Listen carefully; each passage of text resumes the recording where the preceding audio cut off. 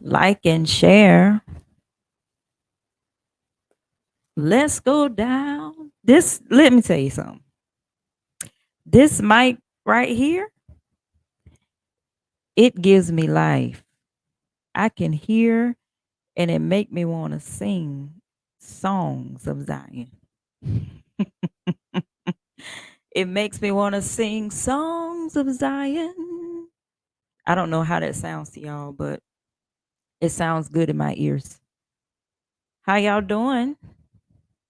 How you doing tonight? If you're in here, say hello so I can speak to you. I'm just going to be talking about a few things tonight, not a lot of things. Just going to be talking about the NBA standings right now. The Mike, I don't know why I want to call him Mike Murdaugh, but his name is Alex. Alex Murdaugh. The trials of Murdaugh. What's up, Talton Walker? YV Gibson, how you doing? Thank you for joining. Thank you for joining. Thank you for joining. Please hit share. This is my second live that I am doing with my microphone, and I love the mic. Can y'all hear me? Because I love it. I love it. I sound like a preacher up here. But anyway, I want to talk about the NBA standings, and I want to talk about um, the Alex Murdaugh trial, and I want to talk about my good town, Eureka, North Carolina. And when I describe this town, you're going to be like, oh my God, do anything like that still exist? And it does. But I want to bring out um, the greatness of the community that I encountered when I was in Eureka. But first, I want to do a little shade talking about the West because everybody know if you know me, you know I'm not a LeBron fan. And so happen right now LeBron is hurt and the West is wide open right now. Meaning if you don't watch basketball, meaning anybody could end up going to the NBA finals. Yes, even the Lakers. I don't want to admit that, but that is a possibility. Okay. All right. So tell me if I'm too loud because I do sound a little in the in the in the way. But I'm gonna start talking about hold on, let me add this. All right. So I found this picture. I thought it was great. I'm gonna leave it up here while I'm talking about the findings of the NBA. I live in Chicago, but I'm originally from New Bern. Oh, New Bern, North Carolina. I know exactly where that is. New Bern is kind of like Eureka too. It's a little small town, but I don't think it's as small as what I'm going to describe Eureka is. LeBron is hurt, like I said earlier, and the West is wide open. What do I mean about that? I mean that everybody is like one game or two games out of being in the playoffs. You got the Thunder is number 13, they're 30 and 34, but number 12, number 11, and number 10 and number 9 are 31 and 34. Like, how does this happen? I hate to think that the NBA is like letting the Lakers get through. I hate to think that. But the Lakers have a very easy schedule going forward. LeBron is hurt. But it's just open for everybody. I'm looking at every from 9 to number 12 is 31 and 34. So within those teams, one, two, three, four, five teams, it could shift back and forth all the way up into the end of the season. So we'll be watching that. I just feel like that is That is like unheard of. It may feel like that the West is, is not really doing too well and that the East is just gonna win it anyway. But anyway. So I'm gonna go on to Alex Murdaugh. Now, if you have not watched the series of the different types of scenarios that have went on with this trial, I don't want to say the M word because I don't want to get striked or anything like that.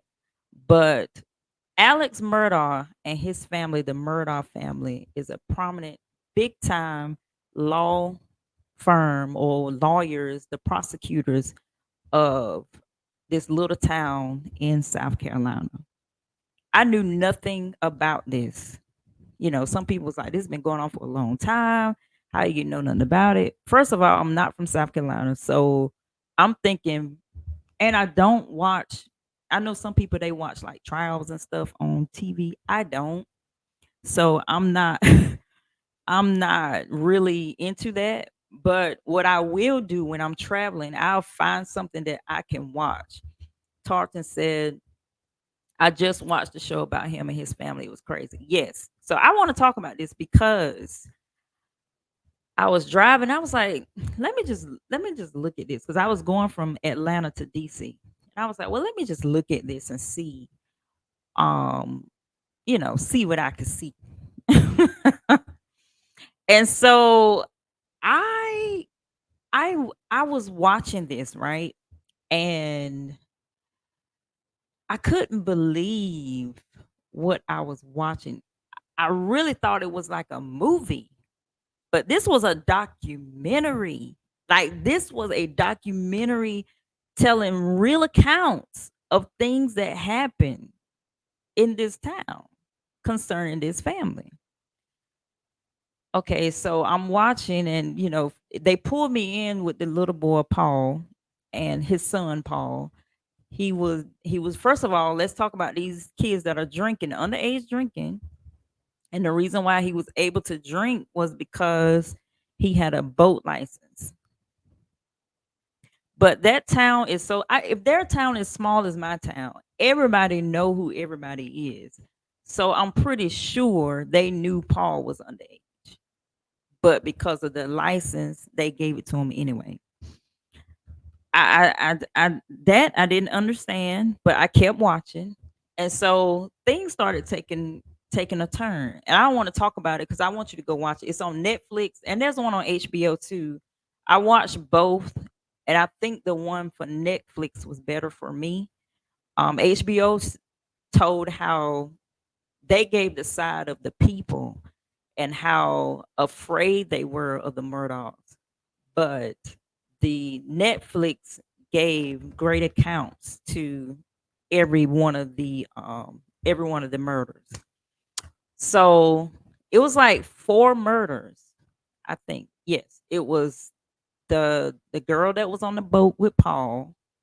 So they were drinking and everybody was whatever, and they got in a boat crash. And Mallory, she flew out the boat. I didn't mean to say it like that, but she Mallory, she she got killed. And during the whole ordeal, they was trying to protect Paul, which is the one who is a murderer, which they didn't want him to get in trouble. Um, he didn't get arrested. He didn't. I mean, they were about to indict him, but before they was about to indict him, his daddy killed him. And so even before I even knew anything, I was watching the thing, and then he called and he said, "My wife and child."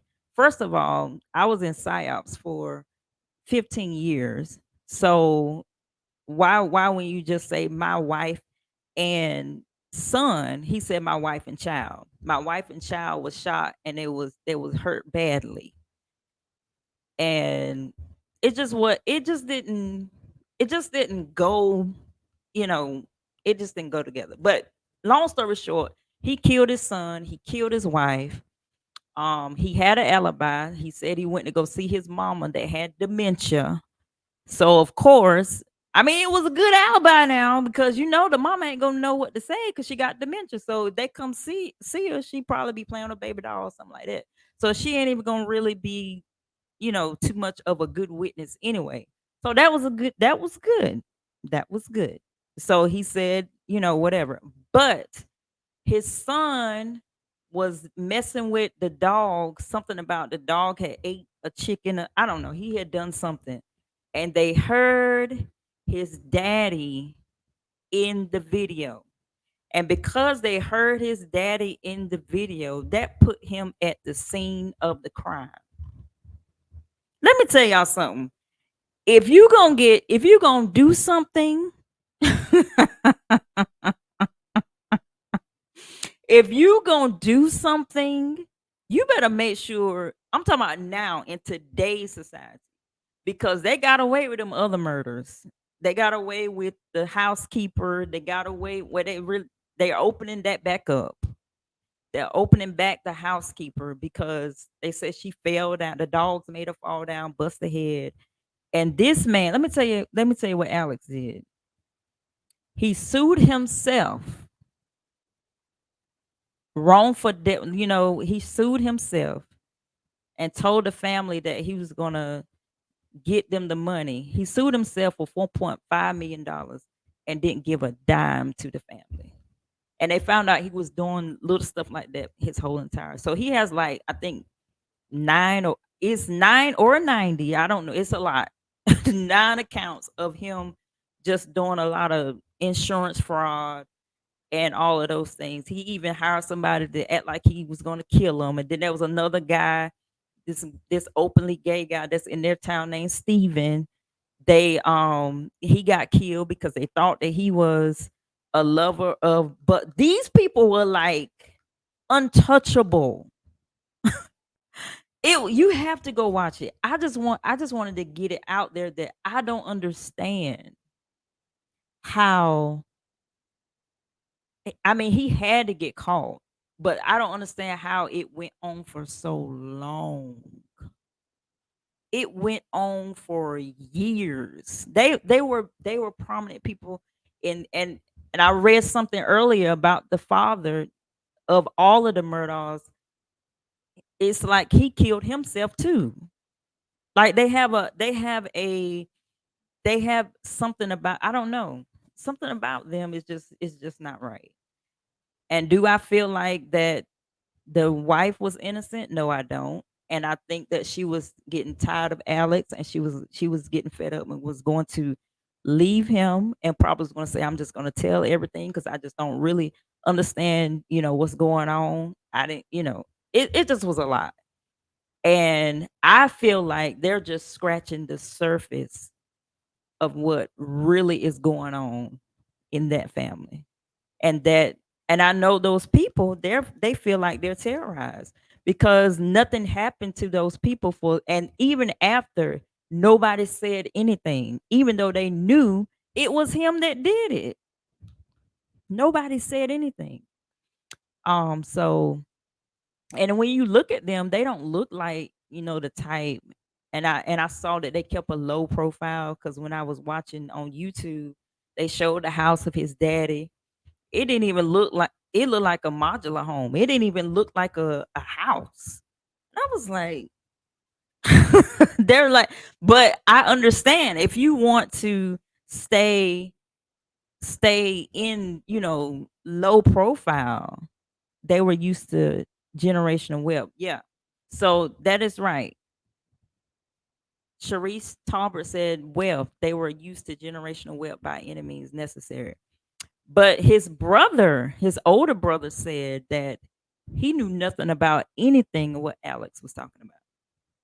And that's what makes him upset with the whole ordeal because he went to go clean up Paul's remain, which is his nephew. He went to go clean it up and saying that I'm going to find the person that did this to you, and not knowing that it was his brother that did it. And he said that he was highly upset about that. And he said the fact that not knowing that his brother did it really is weighing on him. But I was like, come on now. And well, it could be true because right after Paul and Maggie was killed, the father died. The father, because Paul was real close to his granddaddy. So it I just wanted to bring that up. So if you have not seen the Murdaugh's trial, you don't even have to go see the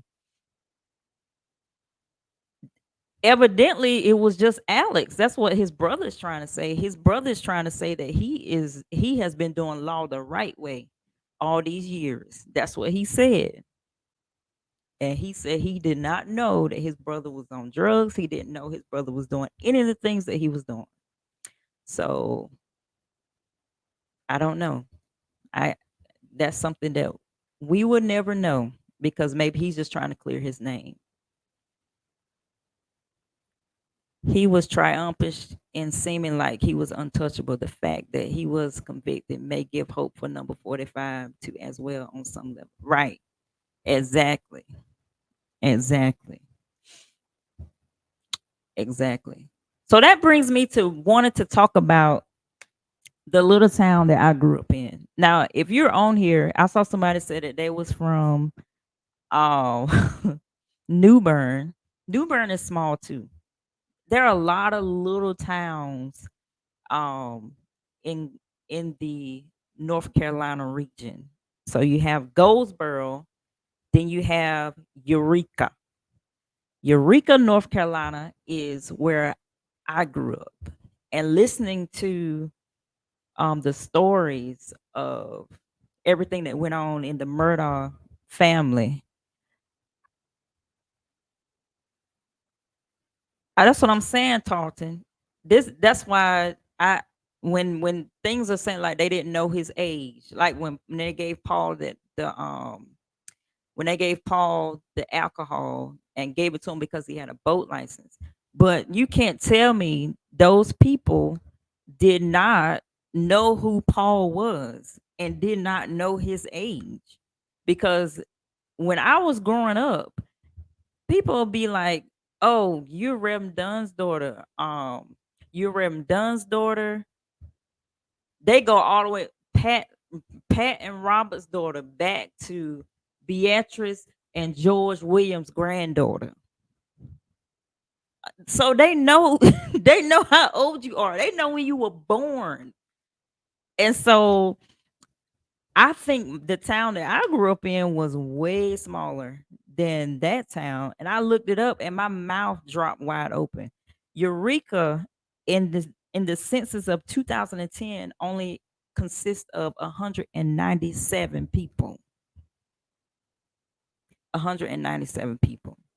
But when I was looking at this though, I was like, okay, I think the census is a little off.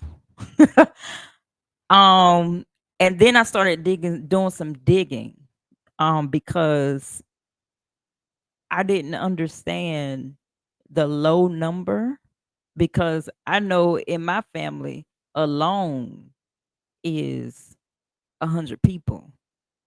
So, and half of my family live in Eureka. So I'm if not 180, at least 80. And so they're saying that it was only 197 people. But then in 2000, it said it was like 244. I'm going somewhere with this. Stay with me. 108 households, 72 families, and 50% of those families were married. So I grew up in an era where most of the families had their mom and dad. Most of them. If they didn't, the the spouse died and they did not marry again. That's just what I know. My grandma was married to Grand George for 50 years. When he passed, she did not marry until she didn't marry. She was she was a widow all the way up until her death, right? So I just I so I'm talking about this because I feel like the community and things that I was used to when I was growing up, those things are like extinct. They are, and I am a product of it because I do not speak to my neighbors. I do not wave. I do not. Now when you go to Eureka, it's still the same. You walk down the road, everybody's waving at everybody. Everybody is, hey, how you doing? Can I get you something to eat? Or have you ate yet? Do you want this piece of candy that's in the refrigerator? Or, how you doing? Do you have somewhere to stay? It's just like that in Eureka. Okay. Everybody down there is family. Everybody. What's up, Mika? And I miss that. I remember when a hurricane hit Eureka and one of our neighbors had a gas stove, and the person that had the gas stove, because we didn't have lights, we didn't have anything. we didn't have Tartan Walker. You sound scorned. Oh, I got some Fremont in the house. Tamika Powell. What's up? Listen, I go through that living in a small town in Georgia, but come from Detroit. You don't speak to people. So what I'm saying is, I remember when that hurricane hit, and I believe it was cousin Janice. She's not really my cousin, but I call her that. Cousin Janice Faye. I believe it was her daddy's. What that house is right there in the field, that White House. They cook breakfast for everybody. I remember that. They cook breakfast for everybody on the road. If you wanted something to eat, you stopped by the house and you got something to eat, because they were the only one that had um any type of means for us to cook our food. Yep. There she is right here. See, I'm not lying. That was my daddy with the gas stove. And I remember that. And I call Miss Janice cousin Janice Faye because we're all she lived on my street. Two two two two 222. I remember, what was my address? I forgot. Red Hill Road. That's what it was. Red Hill Road is where I lived. Miss Janice lived on Red Hill Road. Um, my neighbor, I'm gonna get a little misty eye because Miss Jenny's not with us anymore. My neighbors, Jean, her mama, um, my cousin lived right across the street. My uncle Jack, he's no longer with. Listen, I don't know if I can go down this memory lane because a lot of people have passed. Aunt Queen, listen, it was a family oriented street where I lived at. So you could go to anybody's house. If you can go to anybody's house, you can just, they just family. And I miss that. I miss and when I do go home, I feel like I revert to being a little girl again, because it's like these people took care of me when I was younger. And sometimes we take those things for granted. And living in the world that we live in today is very fast, and we don't take the time to speak. And sometimes, it's not safe to do that. I'm not telling you just go talk to anybody, but I'm just saying I remember the way I was raised, and I remember how family oriented the church was. Everybody could cook. You are listen, Tarleton. You know about the old way. Look, my home is still open. I want some spaghetti and fried chicken. But listen, I just wanted to get on here and talk about my community because I just know that those that grew up like I grew up, sometimes we sit there and we'll be like, you know, we took that for granted. We took being locked outside, playing basketball from sun up to sundown, drinking out of the water hose, racing in the dirt with our bare feet. We took all of that for granted. Because now people are not friendly. They don't care anymore. They don't care about what you got going on. You could be almost near jumping off a cliff and people just don't care. They'll even give you a little push. They just don't care. And I didn't grow up that way. And so when I do go into my surroundings, if I am an instructor for the day, or if I'm a teacher for the day, if I'm around students that I feel like um don't understand that people do care, I try to overdo it, and sometimes that bites me. I get bit in the butt by that, but I try to overcompensate because I know what it feels like for people to care about you, and I try to duplicate that. It's kind of hard in this world, and I know, and the Alex Murdaugh is an example of. Do you know how much they could have uplifted that town?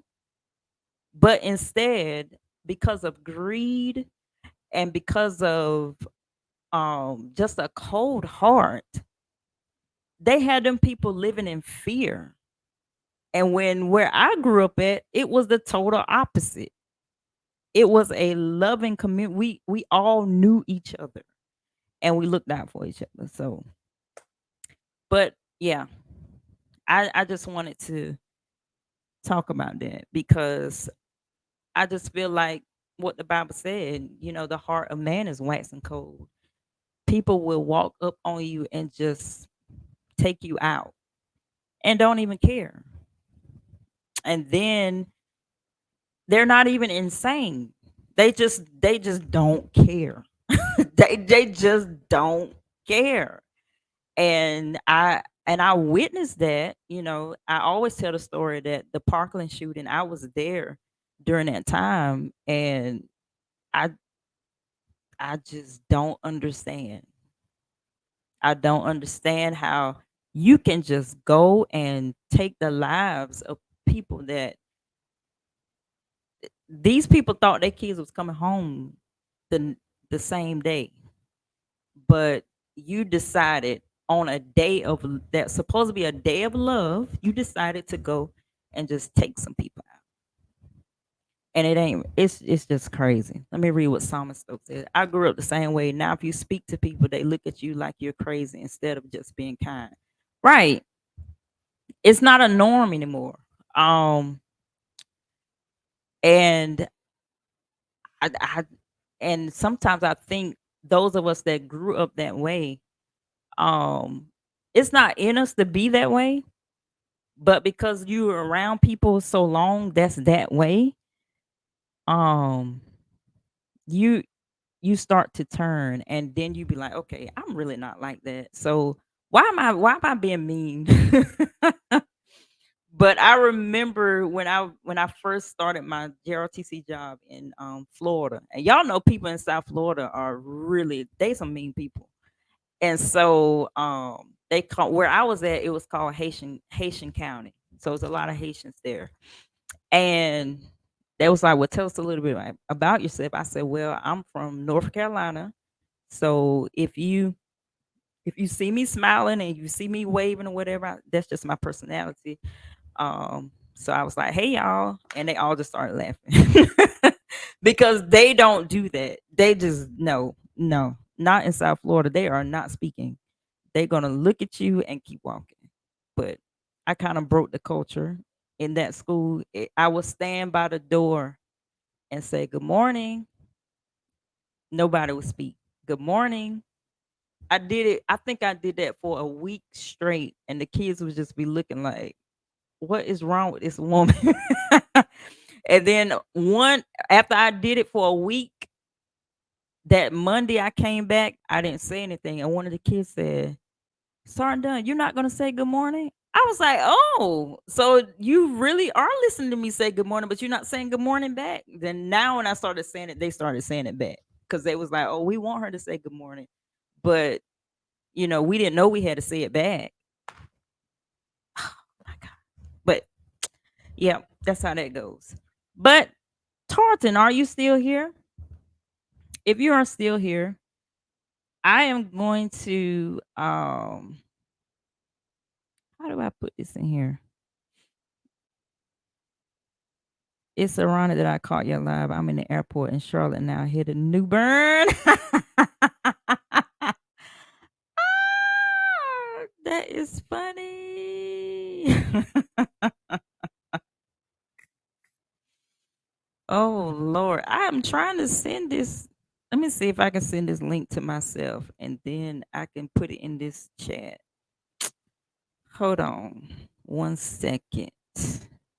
Alisa, edit, paste. All right, I'm gonna put a link in the chat. I want to talk to you guys. If you want to come on, and before I go, because I've been up here for a little bit now. Before I go, I will talk to you. It ain't gotta be about nothing that I'm talking about right now. You just want to come on and say hello. I put the link in the chat.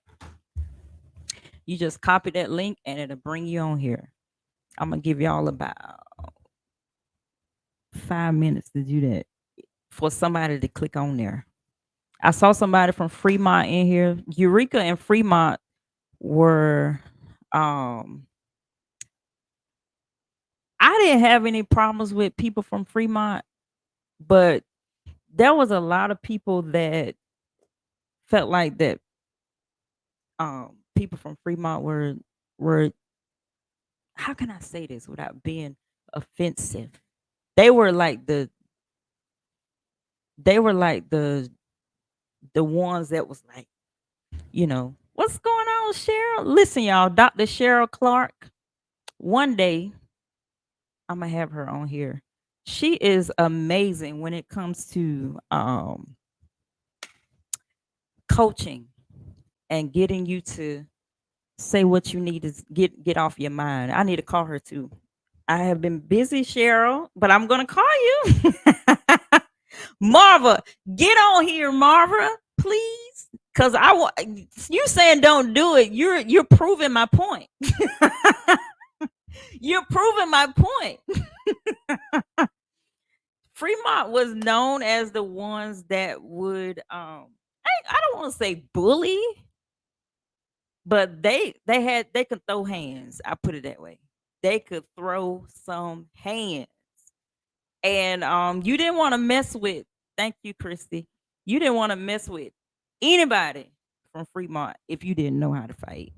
Cause you just was gonna you just gonna be I always bowed out gracefully. I never I never got into any altercations. I almost got into an altercation one time, and that is what caused me not to get into anymore. I had a mouth on me when I was growing up, and I said the wrong thing to the wrong person. And when that person confronted me, I was shaking in my boots. I didn't let them. Okay, Tarleton is here. Hold on. What's going on, Tarleton? Hey, hey, hey, what's up, Lisa? I can't hear you. Oh, How I about can't now? hear Can you. you hear Can me? y'all hear him? How about now? Can you hear me? Hold on.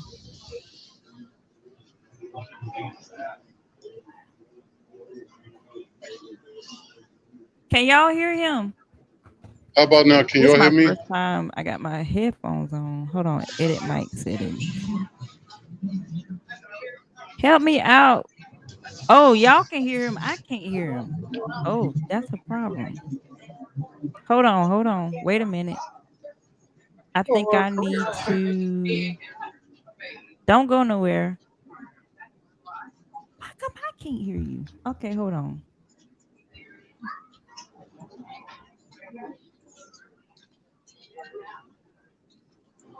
RJ, help me out. How do I hear him? Do I need to take my headphones off?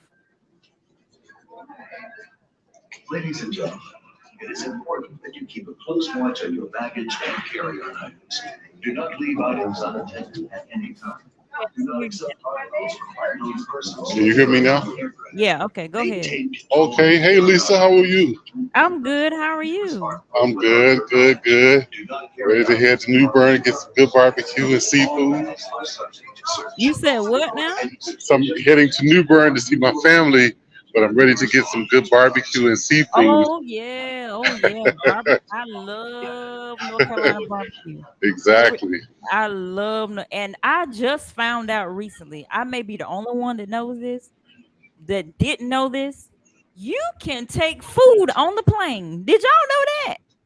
Yeah, I yeah. didn't know that. You're gonna have it done. You're gonna have the whole plane smelling like somebody kitchen though. I thought you couldn't take nothing on the plane, but now that I know that, when I go to when I go to North Carolina, I'm definitely. Yeah, yeah. But it was interesting that I caught you live when you was talking about home, and it's like it's in us to care about our fellow man. I live in Chicago, and it's like I speak to people. Now I'm used to, you harden up because you're in the city, but when you get home, it's like, you just used to people waving and everybody know you, or you looking to see somebody's face. It's like you look familiar. You look like you so and so's child, you know. Right, So that happens. right. But that Murdaugh situation, that was so crazy. I caught a special about that, and I caught it when it was talking about the housekeeper falling on the stairs, right? Mhm. And then I saw another one that was talking about the son and the boat, and that all that craziness. Oh, why is somebody trying to call me now? But anyway, yeah, that was a crazy situation. It was very crazy. I couldn't believe it. But I'm gonna Yeah, let you go through the airport. Thank you for hopping on. of Hopefully course, of somebody else course. hopefully somebody else will come on here. I, Sherrod, click the I, link. I will. RJ, huh? I will say this. You said You said I sounded. How did you say that? I sounded a little scorned. You did. You was like, and everybody be in your business. And everybody It is true. Trust me. I joined the military. I joined the army right after high school and left. I've So been did gone. I did too. Okay, Mhm. but see, I'm a lot older than you though. I joined. I left New Bern in '88. Oh yeah, you was Yeah, older than me. yeah. But anyway, I'm not gonna hold you. It was a pleasure talking to you, and how everybody. And there's some young lady named Tangi says she's in New Bern. I'm headed that way. May run into you. Small town. See what I'm saying? Yes, All right, yes. nice meeting you. Likewise, likewise. Have a good All one. right. Bye bye.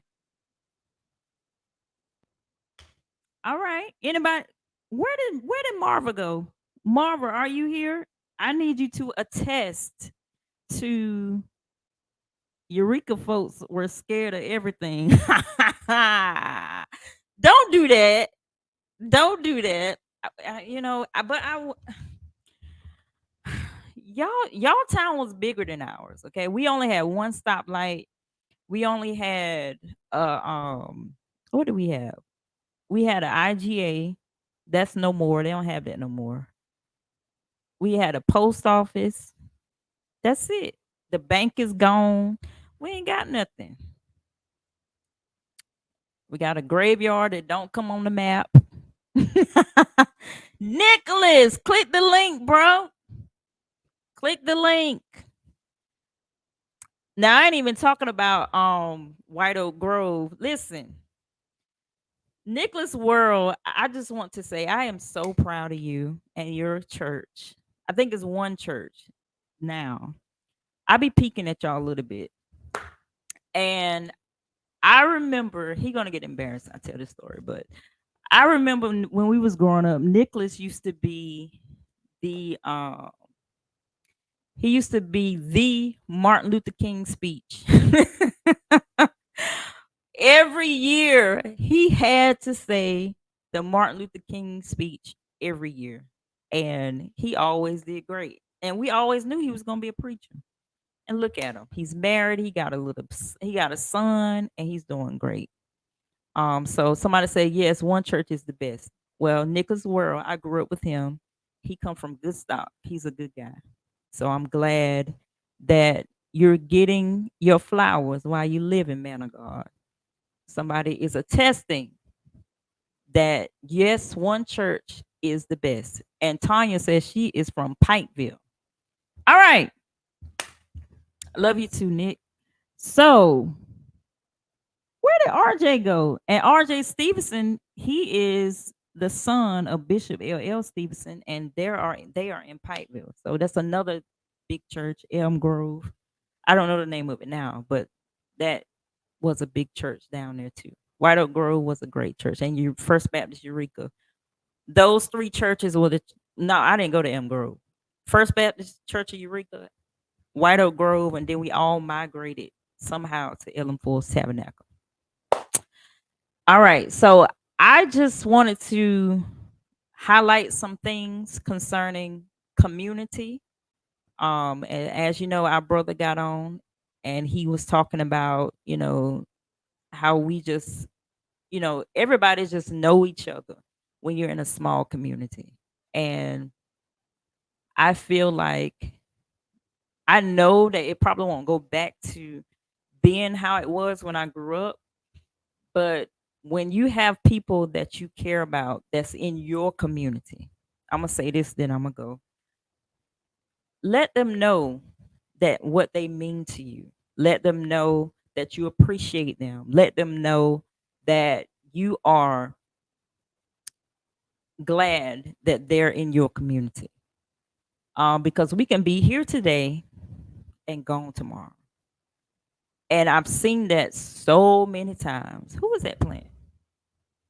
Oh, that's college.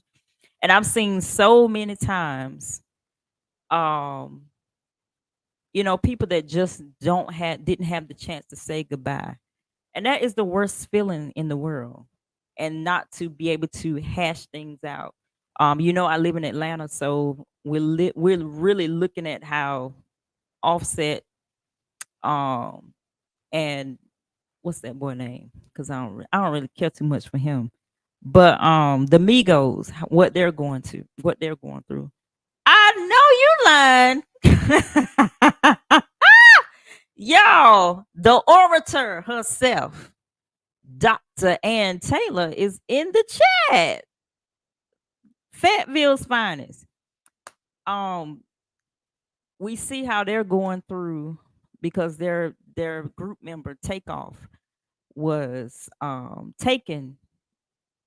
Lisa, I didn't mean to say it like that. Their Takeoff was killed by we don't know, and they did not get a chance. Well, Offset didn't get a chance to clear things up with him because they was having a little altercation. They were family.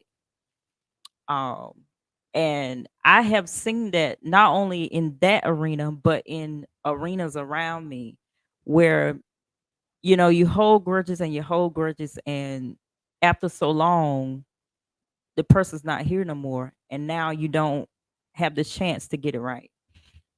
So I think growing up in a community like that I grew up in, it gave me the heart and the compassion to don't let that happen. Do I get along with everybody in my community all the time? Heck no, I don't. But that doesn't mean that I'm going to be stupid enough to throw them away. Like, you're dumb to do that. So you just have to make sure that within yourself that you just be honest with who is for you and who is not. Don't be dumb.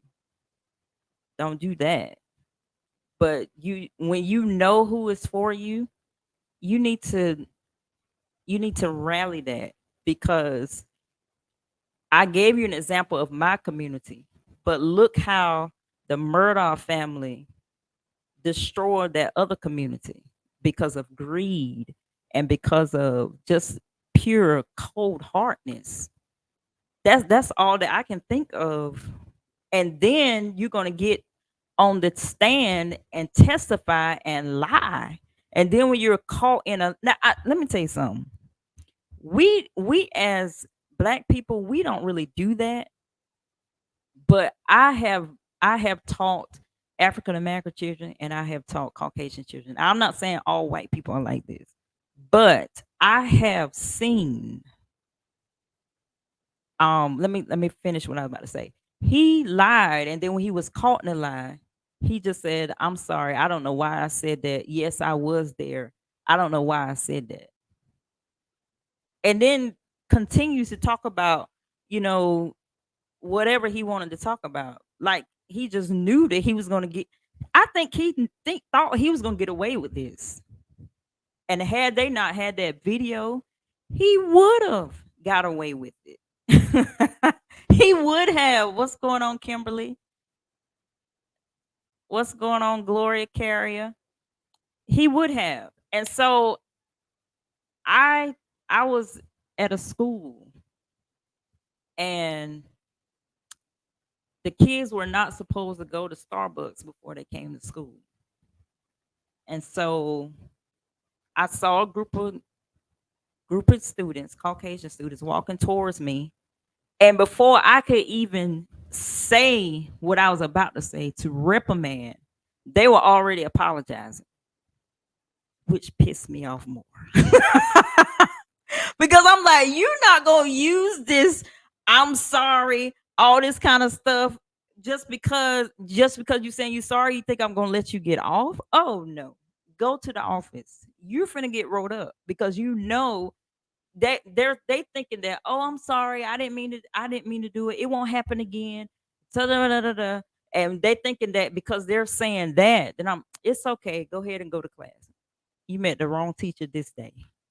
You going to the office and you gonna get in trouble.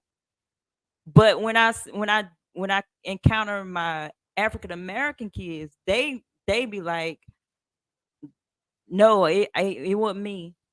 And I'm looking right at the bottle in your hand. No, it wasn't me. No, it wasn't me. Then what's this in your hand? Oh, my and so it just both ways. We feel like we have to cover up and they don't care. Like Kimberly said, privilege. They just feel like they just because of the color of their skin, they're not going to get in trouble. And that wasn't true in my case when I was teaching. Um, so and it wasn't because I was trying to be mean, but I was trying to let them know that you do have consequences for your actions, even though you are not the same color as me. Um, and a lot of those children, believe it or not, at the end of the year, they was like I was their best teacher because I wouldn't let them get away with anything. They didn't they were grateful that they had someone because at the end of the day it means that I care at the end of the day, even though they're getting in trouble, even though I'm telling you kids love structure, and I'm learning that with my children. They love structure. When you start putting structure around kids, they're going to love you for it, no matter how it may seem you're being a little hard. But at the end of the day, they love that and they appreciate it. And so I was the main teacher that they will all come back to saying, you're the best teacher I ever had because you wouldn't let me smoke a vape in the bathroom. You always caught me. I could never do nothing around you. And you would give me a lecture. And I'd be like, I can't do nothing around this teacher because she's going to put me in my place. And believe it or not, they say they didn't get that at home. And they appreciated it. They got over on their parents, but they knew they wasn't gonna get up. I guess I was like a I guess I don't know. But I just felt the need that's what they needed. But anyway, going back to I talked about, if you just came on, we talked about, of course we talked about sports first, the NBA standings, and then we talked about the Alex Murdaugh trial and how dumbfounded I was that that was going on for so many years. But now Alex Murdaugh is he's behind bars. He's going to be serving 2 life sentences.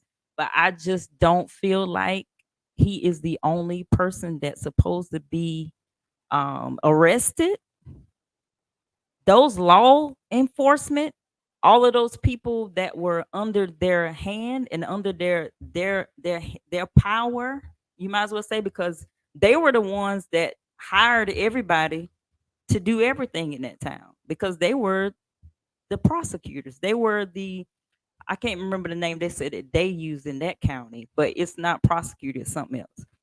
And they were the ones that were like head officials. So they hired the sheriffs, they hired the policemen, they hired the detectives, they hired all those people.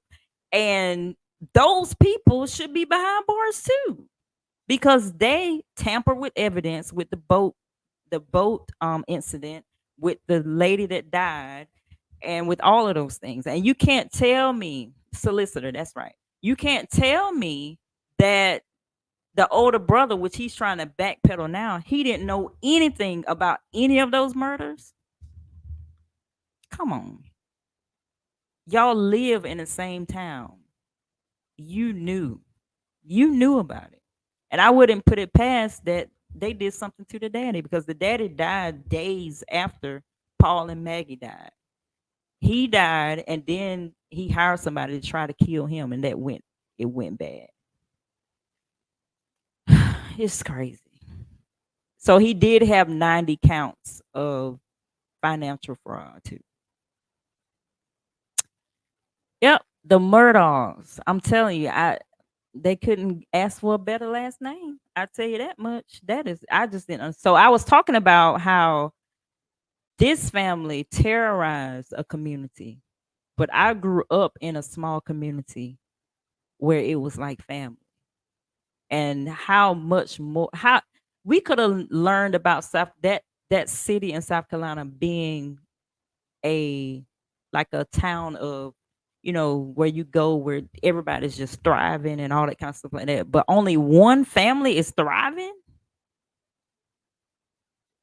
See, I couldn't have lived there, because I would have, I probably would have been Steven laying in the road, because I probably would have said something. I'm just saying, that's crazy. When Alex was a young boy, his father got him off and told the man that if he ever needed to commit a murder, do it in Hampton County. What?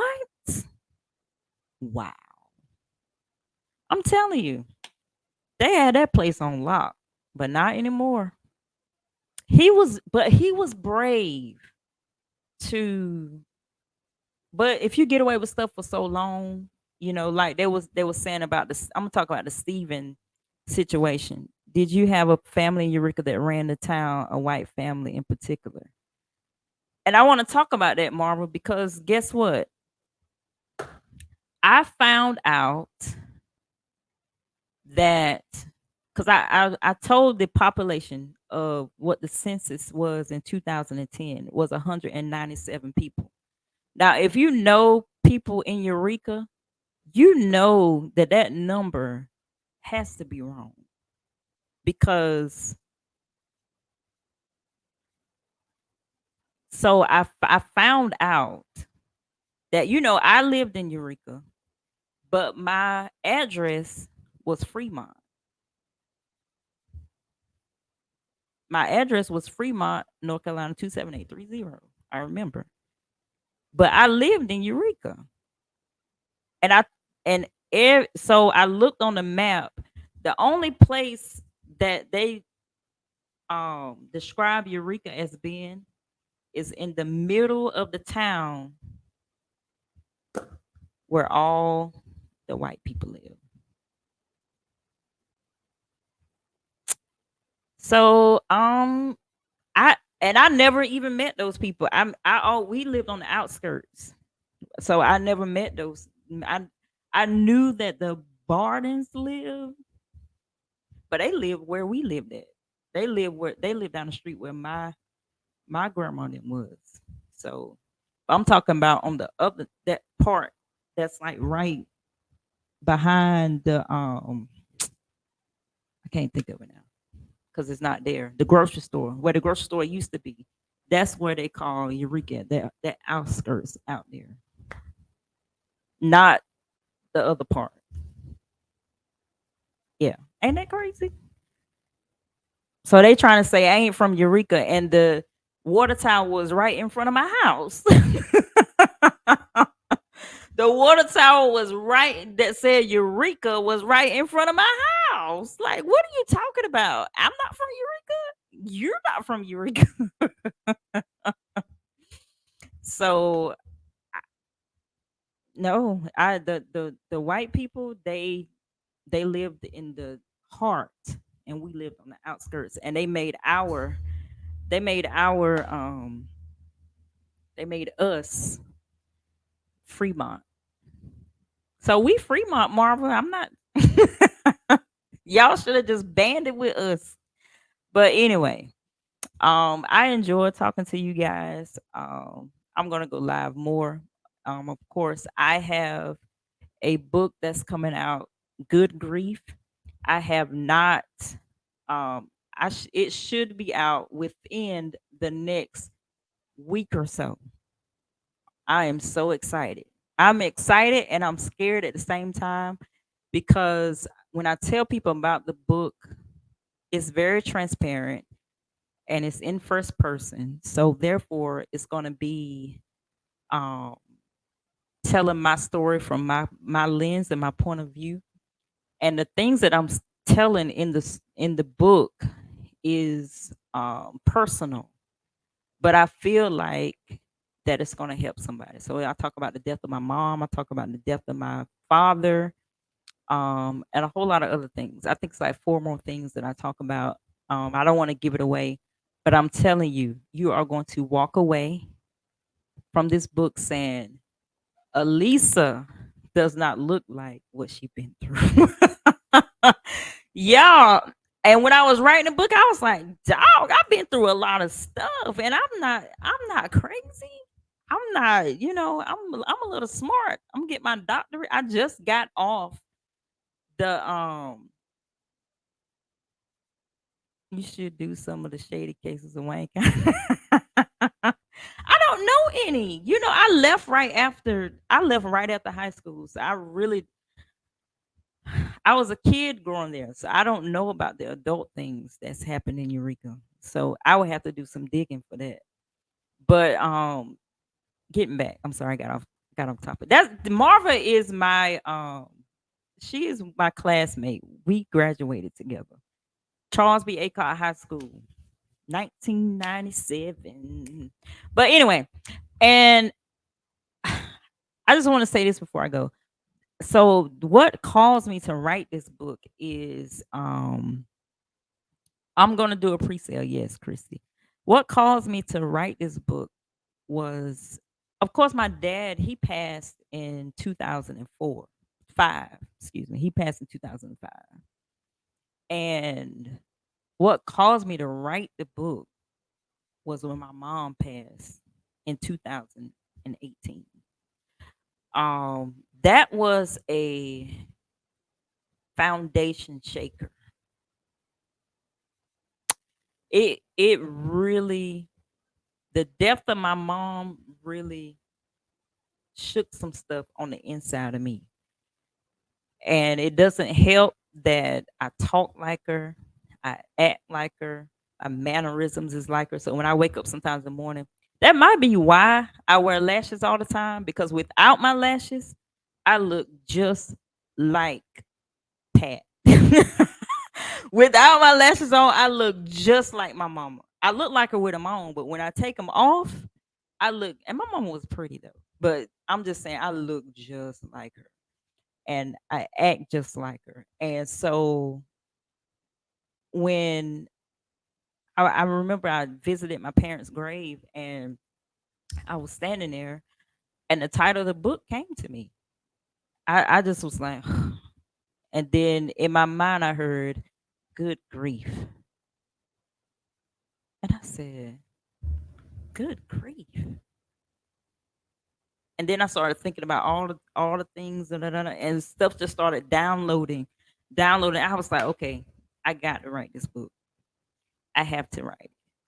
And so that's what happened. I I it was birthed from there, and I cried and I snotted when I was writing. I remember I wrote my dad's chapter first, and when I wrote it, after I read it, I was crying. I was like, "Oh my god!" I said, "I hope this helps somebody. I hope that they don't feel worse reading it than you know." So it's very heart wrenching, but it caused me to heal a little bit more. And I am searching for a grief counselor, and it is so hard to find grief counselors. And once I get over the hump to what I need for myself, I do believe that will be a calling for me as well, because grief, it comes in many layers.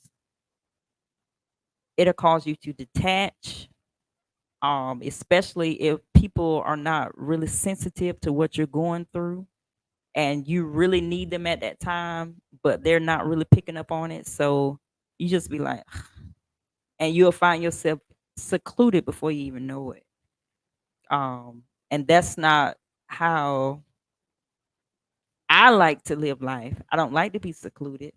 But there are things that really shook in my life when my mom passed, and it woke up a lot of emotions that I had just buried.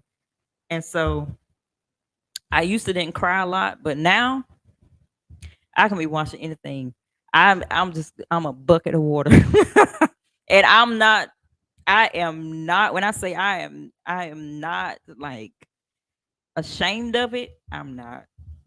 I don't want to be the hard female no more. I just because in the army they make you very stoic. I don't want to be that person no more.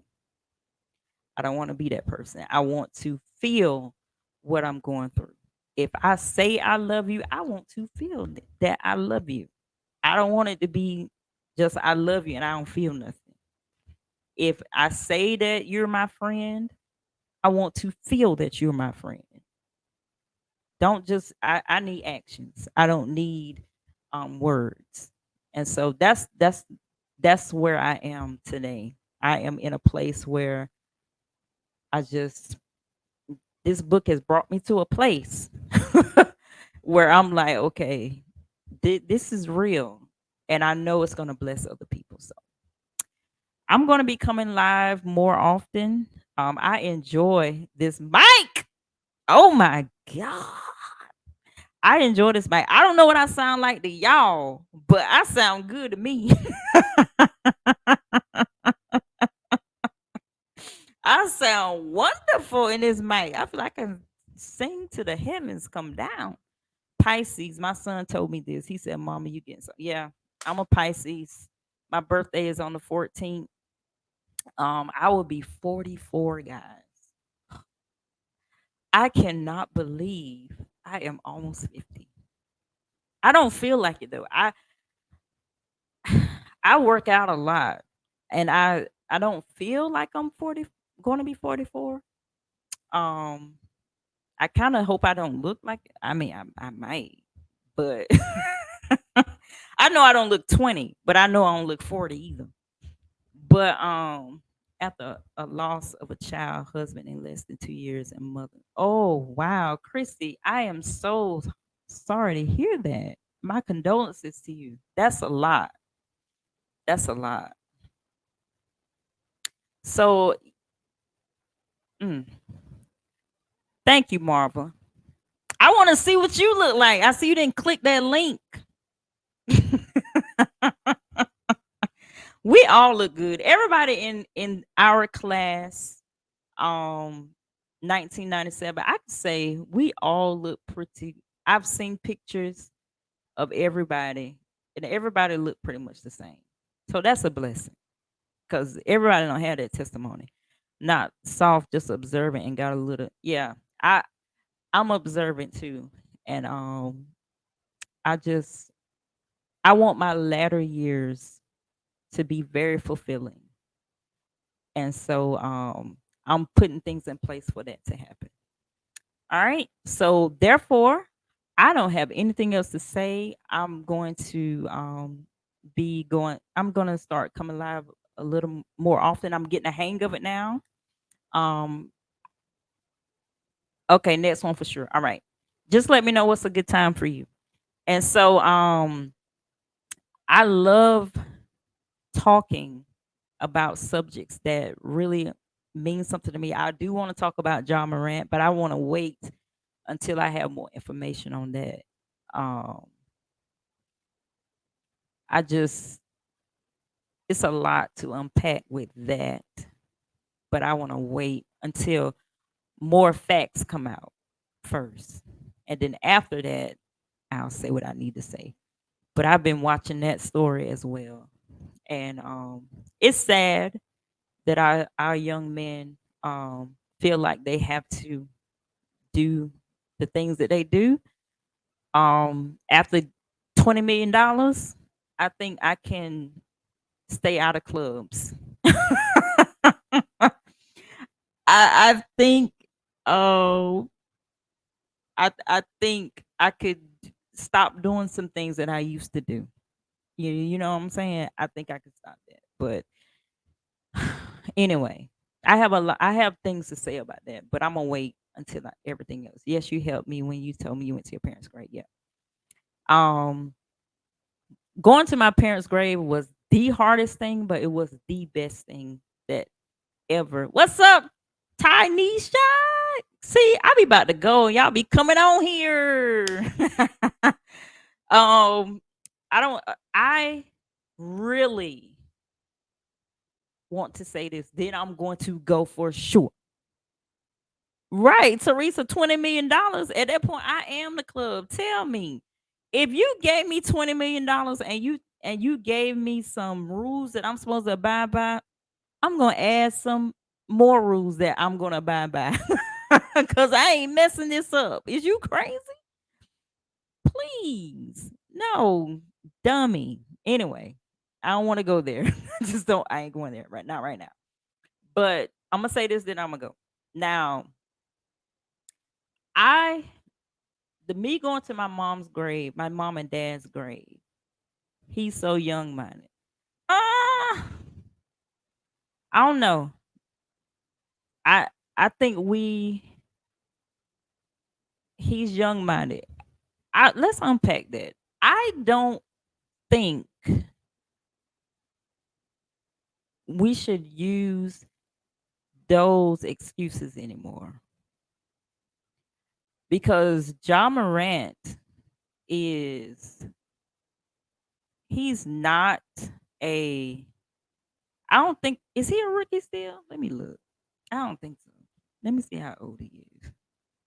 John Morant age. John Morant is 23, but he been in the military. He been in the NBA. How long? How long? I think he been in there for 2 years. He's been in the NBA for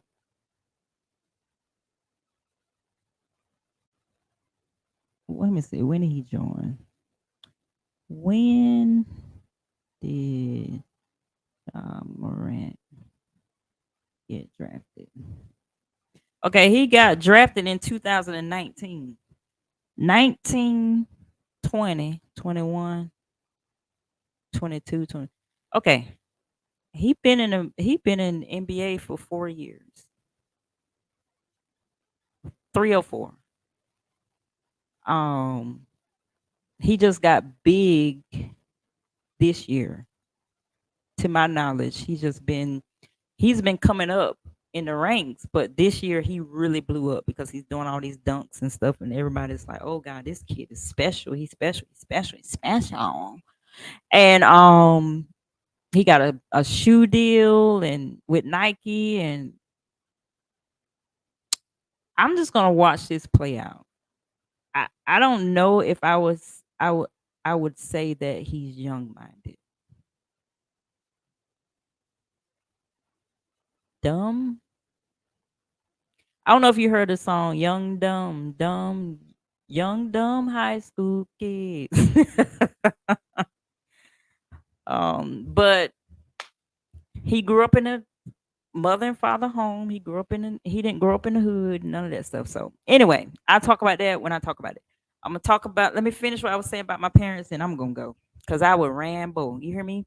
So going to my parents' grave was the hardest thing that I ever done, but it was the best thing that I ever did because um my mom and dad they're buried right beside each other and they have their pictures on the slab whatever in the and this the picture of how I remember what they look like. Um so that in itself was a lot to take in because I didn't know that. And don't ask me how I didn't know because my grandma when she passed after my mom, I went they're in the same cemetery. And so I went to my grandma funeral and then I walked past my parents, but I didn't really stop and look. I was just like, oh, that's my parents. I can't believe it. Their mom is gone. No, they're in are they in Turner Swamp Cemetery? No, they're in Fort Cemetery. Fort Cemetery does not come on the map. So if you don't know where it is, you won't find it. Fort Cemetery is off of Jesus. I don't even know that. I don't even know that road. Is it Paytown Road? No, it ain't Paytown Road. I don't know the name of that road. But it's the road that you go on coming down 222. You make that left going towards Goldsboro. It's that long road before you get to Goldsboro. Coming out of Eureka, you make that left going towards there. I think it's Highway 13, Highway whatever it is. I don't know. Anyway, so um, I found out that was something that I needed to do, and I haven't been back since I got the download for the book, but I'm going back. Probably after the book has been released, and just I don't know. People say you're not supposed to talk, whatever. But I just it was a piece there that I never thought I would feel at a cemetery because I used to be scared of all things dead people. I'm telling you, I used to be. But my mama told me that that was gonna change when she died. She said when I die, that's gonna be you're gonna change your way of thinking when it comes to the dead. And she was right. Um, did you feel a sense of closure in some way? Hey Denise. Yes. Because what's up, KB? Y'all, that's my good friend there. But I the closure was when I finally went there and really just sat in that they were gone. Sat in that, this is my parents laying here. Um, it was a healing process because I think I have a tendency, me, of not really dealing with hurt or issues. I'll just go on. I'll be okay, that's it, cool, let's go. You know, Life goes on. Let's go. And just don't worry about it. It's just gonna work out. It's gonna work out. Whatever it is, it's just gonna work out. It's just gonna work out. And but when my mom passed, it didn't work out. It just did not. It didn't get better. It just did not work out. And I was in a relationship at the time. That's gonna be in my book too. I was in a relationship at the time, and I knew that um that was over because of her. So oh Tartan, I'm sorry to hear that. Tartan said this is his first trip going back home since his mom passed. We're gonna be praying for you. And KB, my friend says you get one mom. So um yeah. So now I deal with things differently. I try to deal with what I'm feeling versus putting it off. Um because it just what's up, T Michelle? Oh, y'all is in the house tonight. Miss you. Oh, I'm here. Here I am. No reason y'all my tattoo is nice. And here I am. And my tattoo has a meaning. This is a sun tattoo, and it represents coming out of darkness into light. And these dots, this dot is my daddy, this is my mama, this is me, that's Xaria, and that's Zoe. Ain't that cool? That's neat. But I get compliments on this all the time. It's like, what is that? That is so cool. But it has meanings, just not markings. No, it didn't hurt. You got a tattoo? Uh-uh. I know you lying. Are you for real? I bet you got a butterfly, didn't you? Mine didn't hurt. The only part that hurt was this part right here. She said never again. You gotta get guys, the trick to tattoos is numbing cream. You have to get numbing cream. Then you'll be good. Sitting with your feelings can be a real challenge. Yes, it is. It's a real challenge. Um, and I figured throughout my whole entire life, I have um dealt with um I've dealt with some difficult things. I was molested when I was little, and I developed a when times I should be really upset, I developed a laughing tick. Instead of me being just serious, I'll just laugh. And then one day I was like, you know what? I am 43 years old. Why am I laughing? And I shouldn't be laughing right now. No, I'm not gonna laugh. This is not funny. You see, I do it now automatically.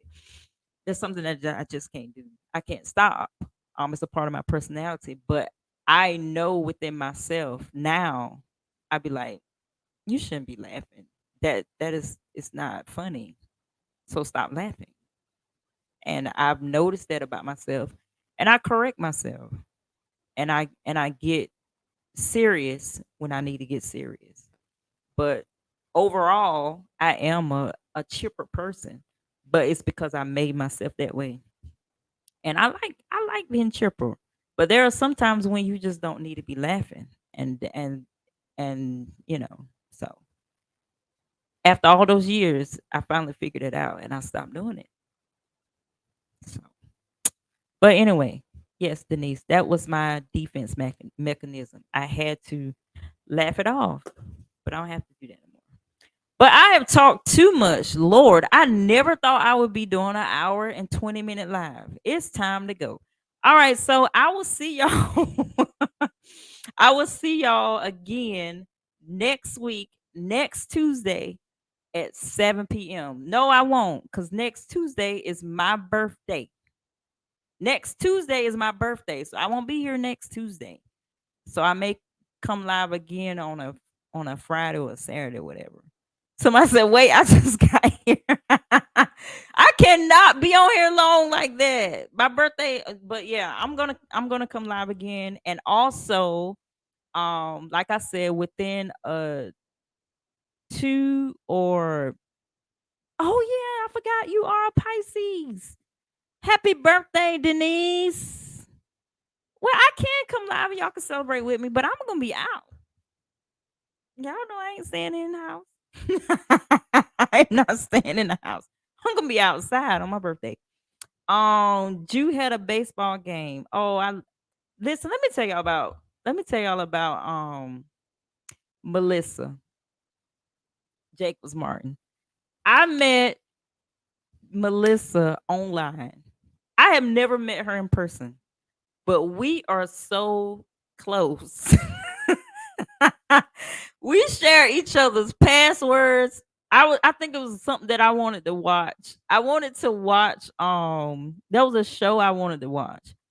And I was like, somebody please just give me your password to what you call. I give you my Netflix password. So we swapped passwords and we've been talking ever since then. We talk about our kids and all that kind of stuff in our inbox and stuff. But I've never met her in person, but I seem like I've known her all my life. Marva, I knew your birthday was a March 12th. Marva's birthday is March the 12th. My birthday is March the 14th. Denise's birthday was yesterday, so that means her birthday was March the 6th. Yep. One day we'll meet one day. But until then, I gotta go, y'all. I gotta go. But Lord, here's my bro is on here. What's up, Carl? He encouraged me so much. He encourages me a lot, and I appreciate him a lot. Thank you, Bishop, for all your encouragement. Zoe is a Pisces. Who, my Zoe? Mm-mm. My Zoe is a Taurus, a real one at that.